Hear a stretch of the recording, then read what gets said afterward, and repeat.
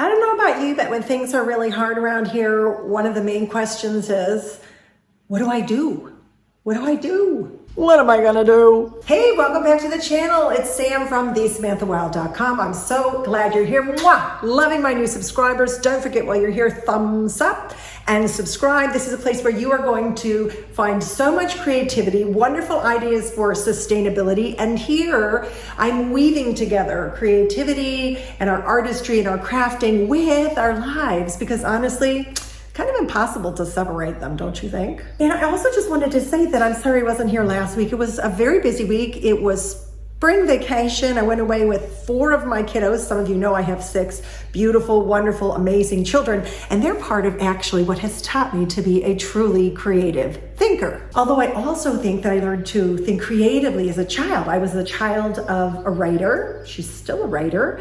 And I think we also become creative out of necessity. You know that wonderful phrase, necessity is the mother of invention? It is so true. Well, I am here today to inspire you to think creatively and sustainably, right? So if you are a creator, an artist, a crafter, anything like that, you might be finding ways to create, to make things creatively and to make things sustainably. But we also want to have that be our thinking, particularly in hard times. Because if you have that experience of like, what am I gonna do? What am I gonna do? The world is like this. My family's like this.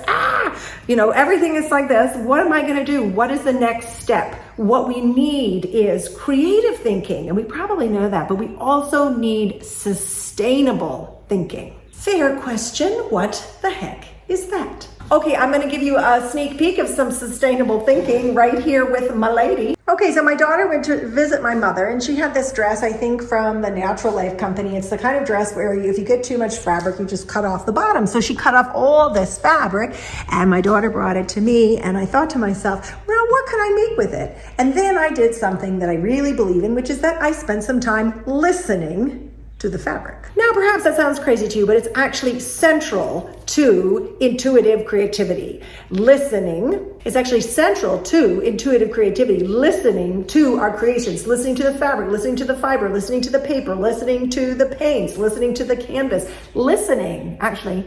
Just listening. But not listening to the big, noisy exterior voice that's always like, oh, this is horrible, or life is terrible, or I don't have enough time. You know that voice. So anyway, I'm working on that by listening to what this fabric is telling me. I want to tell you that in our way of sustainable thinking and creative thinking, when we bring it to our art, we're going to bring the same thing into our lives. And what it really means is that we use what we have. We use what we have. And a lot of what we have is plastic, actually. So one of the projects I've been working on lately are these little sun catchers. So you hang them in the window, and they are made from plastic bags, and they are also made from foil balloons. That's the front of that one. I love it, I love it, I love it. I don't know if you can really see. You know what? I never feel like the work that I produce is given justice by video and picture. You have to kind of come and see it in person.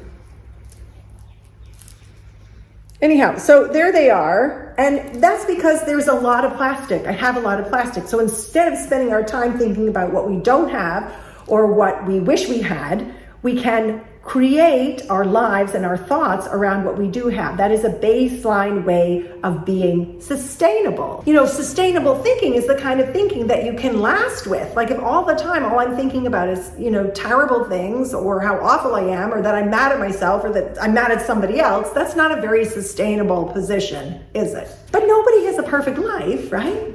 So here is my rug that's come from being a very large, beautiful, thick. Again, I don't know if the lighting is doing it so well today, but here's a thick, beautiful, dense rug woven from a king size flannel sheet, and is woven by peg loom. And that's another example of being sustainable. So when we are faced with what should I do, whether we're thinking in our creativity or in our lives, what should I do? We look around, what do we have? Well, actually, it's been my mind that I had this king sheet that had a hole in it. And I've been thinking that is a perfect thing to do something with, because it no longer can be a king-size sheet anymore. I mean, it had a giant hole in the middle. So we might have things around us that can help inspire us in terms of how to go forward, both in our art and inside of our lives. Or we might have things that are given to us that can help inspire us. Open your arms wide, my friends, and receive creative, sustainable things from other people and creative, sustainable ideas from other people. I'm standing in front of one of my Earth Peace flags. These are garden peace flags. You could also hang them up in your studio or anywhere else. And they're made from fabric that was donated to me that isn't lovely fabric for weaving with, and probably it's got a very vintagey sense about it and a feel to it. It probably is not something people would wear in clothing or dresses. So it became these Earth Peace flags. I made a few videos back about that. So how do we do that in our thoughts? How do we not get stuck? Because our creativity is so healing, and we want to be open to that great divine voice and have it encourage us as we're sort of listening. You know, what do I do with this? What do I do with that? I've been noticing this thing in my house that keeps catching my attention, or it's not working. Well, we can apply that same principle in our lives. That's something I do all the time. So I'm thinking of my life and I'm thinking, there's this one part of my life that's just not working. It's not working. What can I bring to that? I have to bring creative thinking. Because as Albert Einstein says, we're not going to get out of this problem with the same consciousness that created it. But I also want to bring sustainable thinking. And that is the element of like using what we have. So I'm like, I don't have a solution, but I'm going to open up my ears and my eyes, or the ears and eyes of my heart, and start paying attention to things around me and notice, right? So I feel very stuck in this area. How can I apply the same principles I use in my creating or my crafting or my arting or my making to that avenue of my life? Because we are being talked to all the time. And I don't mean in a weird way. I mean, we're being talked to all the time by the universe. In the beauty of nature all the time, you can get ideas, you get inspirations, you get thoughts. You know what it feels like when you get kind of like a download, a thought or an inspiration. We call it like an aha or a light bulb moment. Well, those actually aren't so far and few between. In our culture, we're like, oh, well, every 10 years, maybe you're going to get an inspiration or an aha moment. But actually, that voice, that creative voice of the muse, is always speaking to us. The difference is that we got to learn how to listen. And in order to listen, we have to put down the other density of thought that we're having. And that happens to me all the time in my weaving. For example, with this piece that I'm wearing, I don't like to weave with black. I either ended up with some of these blacks or they were donated. I can't remember now.